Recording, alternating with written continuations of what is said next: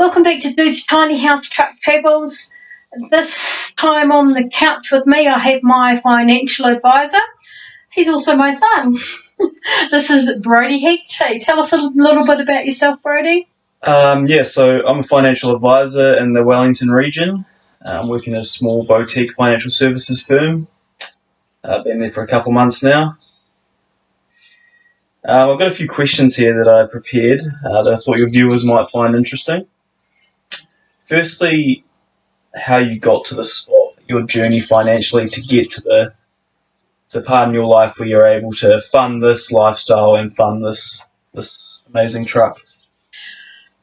Well, I've worked hard all my life. That's something I'd really like people to know. I got my first job when I was 16 years old, and I've worked pretty much full-time ever since until I moved into this lifestyle and this truck. So, obviously in your financial journey, you had a couple houses along the way. You weren't always in this.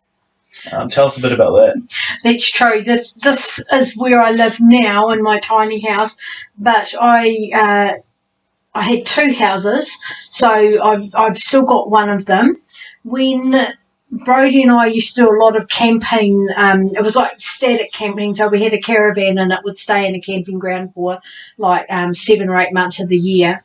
And we spent an awful lot of time out there, didn't we, Brody? It's good times. It was a very, very cool spot, but people would say to me, "You're never in your house, Jude, why don't you rent it out?" Because we would be there all school holidays, weekends, whenever I wasn't working, we were out there.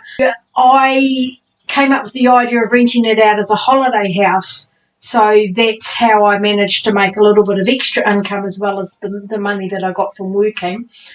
After about 3 or 4 years of doing that, I thought, this is working really well. I should invest in another house, because I at that time had paid off a lot of my mortgage, so I had a bit of leeway there. So I bought another house, and I bought that specifically to fix up, and didn't need a lot of fixing, just paint job and stuff like that. And so you sold that property just before COVID, was it?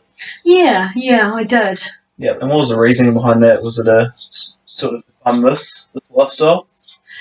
So what happened was I had been working full time, and I went to the bank and I said to them, I want to build a tiny house on a truck, and can I have some more money on my mortgage? which they gave me. So I borrowed another $100,000.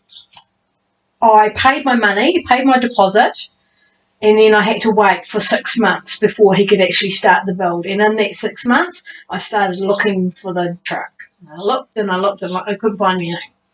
So everything was either not long enough, too old, too many kilometres on the clock, buying into more problems than I really wanted. So in the end, I bought my mechanic, who got a good mechanic in Wairoa, who said to me, he was helping me try to find a truck, and he said to me, why don't you just buy a new one, Jude? But his estimate of how much it would cost was quite a bit out. He estimated about $40,000 for a new one. So, but that must have been $40,000 less, plus tax. Or the truck ended up costing me about $80,000. Oh, wow. Yeah, so that blew the budget right out. So I had to get finance to buy the truck. Yeah. So. And so how much did it cost all up, you think? The entire lot? So if I do just a sort of an overall idea, it ended up $185,000. So it was about $80,000 for the truck. It was about $80,000 for the tiny house. It cost me about $7,000 for the solar, the off-grid setup. It cost me about $10,000 to get all the self-containment stuff put underneath. Oh, then lots of other little bits and pieces that you don't think of, and it just adds up and adds up and adds up. I can imagine. But the good thing about that is you have a brand new truck, and you're not going to be pulled over on the side of the road with a broken head gasket. Because that's happened before. So that was why I sold the house anyway, because I ended up with a heck of a lot more overheads than I wanted, and it drove my lifestyle. So I had to work to pay mortgages off, to pay the truck off, and it was not the lifestyle I wanted to lead. Fair enough. You're living the perfect lifestyle now. So obviously you have ongoing costs when it comes to travelling around New Zealand and living in this house. Could you tell us a little bit about that and the sacrifices you've sort of had to make to be able to afford this lifestyle? So if you could put like a figure on it, say a weekly figure around about. Oh, actually, I did myself. I don't do this very often, but I actually did myself up a budget, and I nice. worked out that with all my the cost of having my phone and all the things that I pay on a regular basis, insurance, all of that sort of stuff, $100 a week covers all my ongoing costs. Yeah. That doesn't cover the diesel, but just my ongoing costs other than diesel, pretty much. So, how much would you give yourself to live off a week? When I sold the house, the reason I sold the house was to pay off everything that I owed, and I did that. Plus, I ended up with a little bit of money in the bank, which my lovely son has been helping me with investment. So both my houses, the house that I still own is mortgage free, and I have tenants in that house, and they pay me $400 a week to live there because it's a furnished house in a market where there are not many houses, so which is pretty good.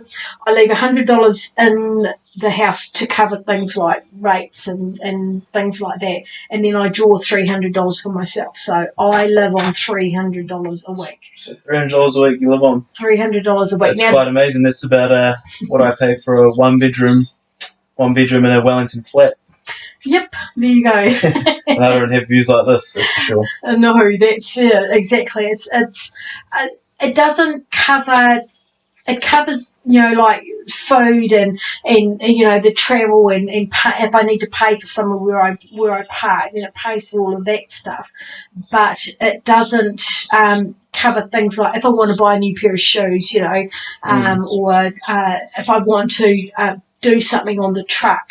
The moral of the story is it's not a very expensive lifestyle. A lot of my friends I know sort of queried about it, saying, "Oh, that it costs a lot of money," and you've really debunked that. But yes, I do live very frugally, and although the house truck itself costs a lot to build, it is a house, and that's what I sort of say to people. Well, how much did your house cost you? And there's really not a lot of maintenance on it yet because it's a brand new house, a brand new truck. So my living costs are very low, and I don't owe any money anywhere, which is a really nice way to be. You're definitely reaping the rewards of your hard work over the years. Yep. I don't have any more questions, but thanks for sharing that with us. Your journey so far has been very inspiring to me, and yeah. Thanks very much, Brodie, for taking the time. Brodie's driven a fair way to come and do this for me. It's one of the downsides to having your mother living on the road. I feel like I do owe you a couple. I hope you enjoyed that video. If you did, please make sure to share with all your friends and subscribe to the channel because there'll be more up soon.